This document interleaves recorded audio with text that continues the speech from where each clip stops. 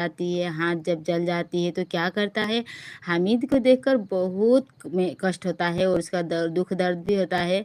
तो उसे लगता है कि नहीं, मेरी दादी कितना मेहनत करती है, कितना टेंशन में है।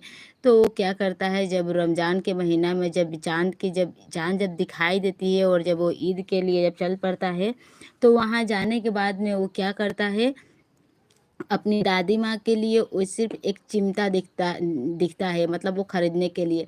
लेकिन वो चिमटे का मोल बहुत सारा होता है, 6 पैसा, लेकिन वो उसके पास उतना पैसा होता नहीं है।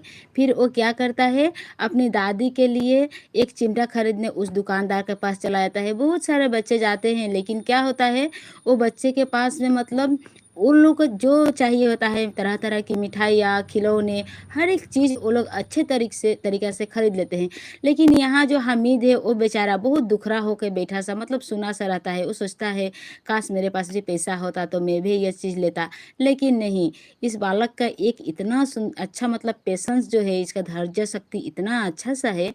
वो क्या करता है, सिर्फ़ अपनी दादी के बारे में सोचता है और सोच कर के वो जाता है। किसके पास जाता है? वो एक दुकानदार के पास जाता है। और जिस तरह से वो दुकानदार के पास जाता है, तो वो दुकानदार क्या बोलता है उसको, नहीं इसके 6 पैसे लगेंगे। तो वो 6 पैसा ठोके वो क्या करता है, बोलता है नहीं, मेरे पास तो सिर्फ़ 3 ही पैसे हैं और प्लीज़ मुझे ये चिमटा आप दे दीजिए। तो दुकानदार भी बहुत समझदारी से उसको चिमटा दे देता है 3 पैसे में। उसके बाद में वो घर लौटता है।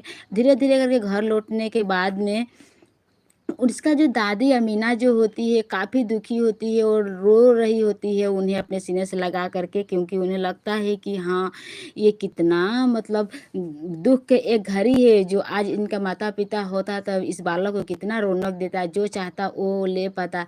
लेकिन ऐसा नहीं होता है, वहाँ हामिद के माता-पिता कोई नहीं होता है, उनकी सिर्फ़ बूढ़ी दादी होती है, तो उन्होंने ही उनकी देखभाल करती है। तो इसीलिए उन्होंने जब लाए उसके लिए चिमटा, तो बहुत खुश हो जाती है और गले लगाकर उसकी जो हामिद है उसकी दादी माँ माथा चूम लेती है और बोलती है कि हाँ, मतलब आओ बच्चों, फिर से खाना बनाती है, उनको अच्छे तरह से खिलाती है।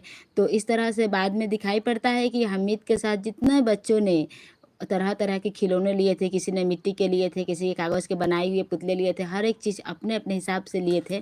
तो क्या हुआ था, उन लोगों का मतलब हर एक चीज़ टूट पड़ता है, वो टूट जाता है। तो टूटने के बाद में वो क्या करता है, मतलब जीत तो जाता है हामिद ही, उन लोग का बच्चे लोग का कुछ नहीं बचता है, मिट्टी की जो चीज़ें होती है एक बार गिरने के बाद में टूट जाता है।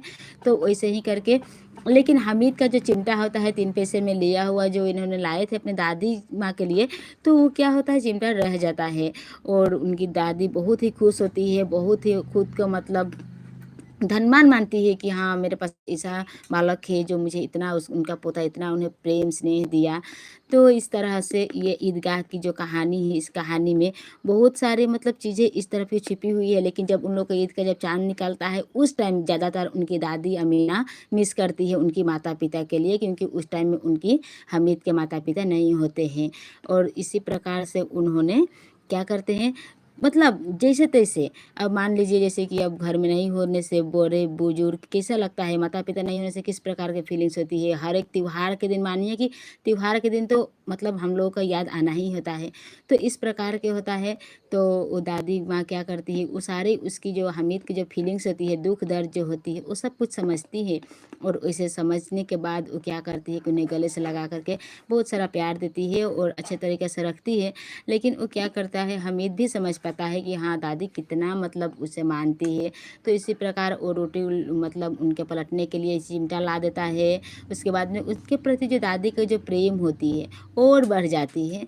तो उसके बाद में दोनों अच्छे से अपनी-अपनी अच्छा से अपना-अपना साथ रहने लगते हैं लोग दोनों जन। उसके बाद में यहाँ देखिए, भीड़ में बहुत अच्छे से दिया है, गाँव से मेला चला जाता है, बहुत-बहुत दूर तक हामिद चला जा रहा होता है। और ऐसा होता है कि सब लोग मतलब ऐसे जाते हैं ना, गाड़ी से, वो लोग पैदल नहीं जाना चाहते था, हामिद भी जा रहा था, क्या करता, वो पैदल ही जा रहा था, उसके पास कोई नहीं था जाने के लिए, मतलब वो अकेले ही जा रहा था।